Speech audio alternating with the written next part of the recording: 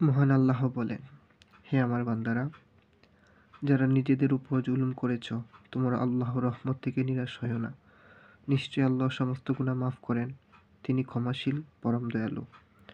সূরা জুমার ৫৩ নম্বর আয়াত। একটি ঘটনা বলি, শুনেন। এটি একটি মুসলিম সংখ্যাপ্রধান দেশের ঘটনা। একজন শায়েখের কাছে জনৈক পুলিশ অফিসার নিজেই ঘটনাটির বর্ণনা করে চিঠি লিখছিল। এই ঘটনার প্রভাবে সেই পুলিশ অফিসার তওবা করে আল্লাহর পথে ফিরে এসেছিল। সেদিনের কথা স্মরণ করে সে লিখছে, আমার চাকরির সুবাদে আমি প্রায়ই বিভিন্ন রোড অ্যাক্সিডেন্ট ও দুর্ঘটনায় নিহত মানুষ দেখতে পাই। তবু এর মধ্যে কয়েকটি ঘটনা মনে দাগ কেটে যায়।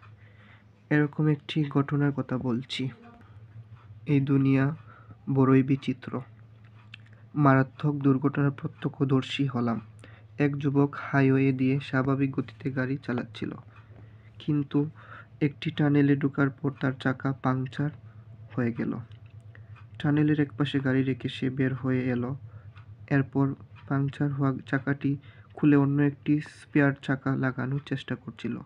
হঠাৎ কী যেন হয়ে গেল। পেছন থেকে দ্রুত গতিতে একটি গাড়ি ছুটে আসছিল। গাড়িটির হর্নের শব্দ শোনা যাচ্ছিল।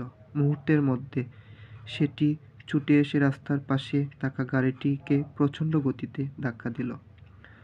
দুই গাড়ির মাঝখানে ছিল সেই যুবকটি। মুহূর্তের মধ্যে সে মাটিতে লুটিয়ে পড়ল। তার আঘাত ছিল খুবই মারাত্মক। আমি দ্রুত সেখানে ছুটে গেলাম। সেদিন আমার সাথে অন্য আরেকজন সহকর্মী ছিলেন। দুজনে মিলে যুবকটিকে আমাদের পেট্রোল কারে নিয়ে এলাম। নিকটস্থ হাসপাতালে ফোন দিলাম যেন তারা দ্রুত অ্যাম্বুলেন্স পাঠিয়ে দেয়। আমি মারাত্মক আহত যুবকটির দিকে তাকিয়ে দেখলাম তার চেহারায় একটি পবিত্র নুরানি ছাপ আছে। উঠতি বয়সের একটি ছেলে। যৌবনের সুন্দর দিনগুলো তার সামনে হাতছানি দিচ্ছিল, কিন্তু এই ছেলেটি ছিল বেশ দিনদার। তার চেহারা ও বেশভূষা দেখে যেটা বোঝা যাচ্ছিল। যখন আমরা তাকে বহন করে গাড়িতে নিয়ে এলাম, তখন সে বিড়বিড় করে কিছু একটা বলছিল, কিন্তু ঘটনার আকস্মিকতা ও প্রচণ্ড শোকের কারণে আমরা তার কথার দিকে খেয়াল করিনি। কিন্তু যখন আমরা আমাদের গাড়িতে তাকে শুইয়ে দিলাম, তখন তার কথাগুলো খেয়াল করলাম। এরকম অসহ্য যন্ত্রণার মধ্যেও সে কুরআন তিলাওয়াত করে যাচ্ছিল। আশেপাশের কোনো কিছুর দিকে তার খেয়াল ছিল না। এক মনে নিমগ্ন হয়ে কুরআন তিলাওয়াত করছিল। সুবহানাল্লাহ।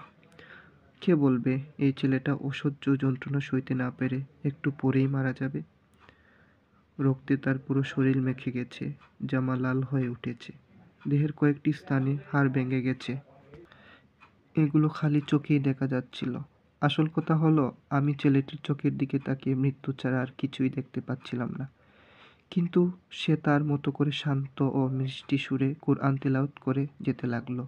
প্রতিটি আয়াত সঠিকভাবে তেলাওয়াত করছিল। আমার জীবনে আমি কখনো এত সুন্দর তেলাওয়াত শুনিনি।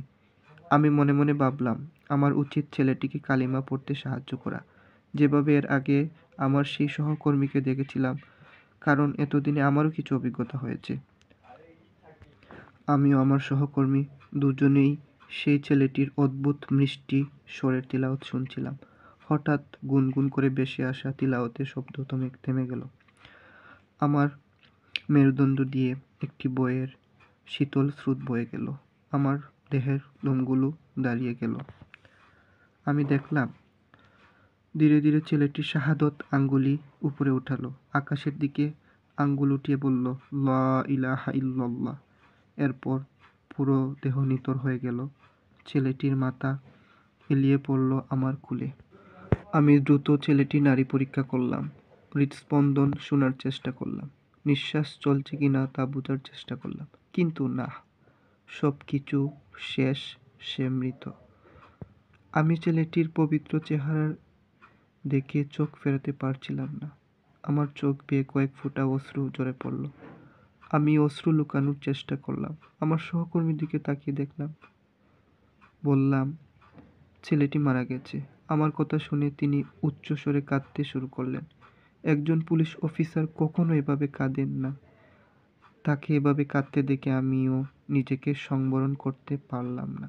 এমনকি আমার কান্নার কারণে আমার সহকর্মীর কান্না চাপা পড়ে গেল। তবুও আবেগ চাপা দিয়ে আমাদের গাড়ি এগিয়ে চলল। ছেলেটির মৃতদেহ নিয়ে আমরা নিকটস্থ হসপিটালে গিয়ে হাজির হলাম। জরুরি বিভাগের করিডোর দিয়ে ছুটে চলার সময় আমরা সব ডাক্তার, নার্স ও দর্শকদের বলছিলাম কি ঘটেছে। আমাদের কথা শুনে সবাই আবেগাক্রান্ত হলো। অনেকেই নির্বাক তাকিয়ে রইল। কেউ কেউ কান্না করছিল, কেউ ওই ছেলেটির চেহারা থেকে দৃষ্টি ফেরাতে চাইছিল না। একসময় ছেলেটি দাফনের প্রয়োজন হলো। হাসপাতালের স্টাফরা ছেলেটির বাড়িতে ফোন দিলেন। ছেলেটির ভাই হাসপাতালে এলো। আমরা তাকে দুর্ঘটনার কথা খুলে বললাম। ছেলেটির ভাই আমাদেরকে বলল, আমার ভাই প্রতি সোমবার শহরের বাইরে যেত, তার দাদির সাথে দেখা করত। যাওয়ার সময় পথে যেসব দরিদ্র ইয়াতিম ছেলেমেয়েদের সাথে দেখা হতো, সে তাদের সাথে কিছুটা সময় কাটাতো। শহরের সবাই তাকে চিনত। সে সবাইকে বিভিন্ন ইসলামিক বই ও ওয়াজের টেপ বিলি করত। অসহায় গরিব পরিবারকে সে নিয়মিত সাহায্য করত। তাদের কাছে চাল, তেল, চিনি পৌঁছে দিত। এমনকি বাচ্চাদের জন্য চকলেটও দিত। এত লম্বা জার্নি করে অন্য শহরে গিয়ে সে দাদিকে দেখে আসতো। তবুও কখনো ক্লান্ত হতো না। আমরা কিছু বললে সে শান্তভাবে জবাব দিত। এই লম্বা জার্নির সময়টাও সে কাজে লাগায়। গাড়ি চালানোর সময় কোরআন তেলাওয়াত শুনে, বিভিন্ন ওয়াজ শুনে। এর জন্য আমার ভাই আশা করত এই সফরের বিনিময়েও সে আল্লাহর কাছ থেকে পুরস্কার পাবে। প্রিয় ভাই ও বোনেরা, আসুন আমরা একটি অঙ্গীকার করি। আসুন আমরা রাতের শেষ প্রহরে জেগে ওঠার জন্য ঘড়িতে অ্যালার্ম দিয়ে রাখি। আসুন আগামীকাল রাত 2টার আমরা জেগে উঠি, যেন 2 রাকাত সালাত আদায় করে আল্লাহর কাছে কান্নাকাটি করতে পারি। হায়, আমাদের জীবনে কত গুনাহ আছে, এগুলো কি মাফ করানোর প্রয়োজন নেই? নিশ্চয়ই আছে। এর মধ্যে যে কোনো একটি গুনাহ স্মরণ করে আল্লাহর কাছে কান্নাকাটি করুন, মাফ চান, যেন তিনি আমাদেরকে মাফ করে দেন। এরপর আসুন সবাই তওবা করি, ভবিষ্যতে আর কোনো দিন সেই গুনাহ করব না। বান্দা যখন ক্ষমা চায় তখন আল্লাহ অনেক বেশি খুশি হন। কতটা খুশি হন সেটা বোঝানোর জন্য রাসূলুল্লাহ সাল্লাল্লাহু আলাইহি ওয়াসাল্লাম একটি দৃষ্টান্ত দিয়েছেন। তিনি বলেছেন, এক লোক মরুভূমিতে পথ চলতে গিয়ে তার উট হারিয়ে ফেলল। এটি ছিল তার একমাত্র সম্বল। সফরের সব খাবার দাবার, পানি নিয়ে উটটি নিখোঁজ হয়ে গেল। লোকটি সম্পূর্ণ হতাশ। এই উট ফিরে না এলে সে আর বাঁচতে পারবে না। সামনে নিশ্চিত মৃত্যু। লোকটির জীবনের আশা ছেড়ে দিয়েছিল। সে নিরাশ হয়ে একটি গাছের ছায়ায় এসে বিশ্রাম করতে লাগলো। এমন সময় হঠাৎ চোখ খুলে দেখতে পেল তার হারানো উট তার সামনে এসে দাঁড়িয়ে আছে এবং উটের পিঠের উপর তার সফরের সমস্ত সামগ্রী, খাবার দাবার, পানি সবকিছুই মজুদ আছে। এই অবস্থায় লোকটি এত খুশি হলো যে আনন্দের আতিশয্যে বলে উঠল, হে আল্লাহ, তুমি আমার বান্দা, আমি তোমার রব। খুশির কারণে লোকটি এমন উল্টো কথা বলল। রাসূলুল্লাহ সাল্লাল্লাহু আলাইহি ওয়াসাল্লাম বলেছেন, এই ব্যক্তি নিজের উট ফিরে পেয়ে যতটা খুশি হয়েছে, বান্দার তওবা করলে আল্লাহ তার চেয়েও বেশি খুশি হন। সুবহানাল্লাহ। আসুন আজ রাতের শেষ প্রহরে আমরা ঘুম থেকে জেগে উঠি, আল্লাহকে খুশি করার চেষ্টা করি।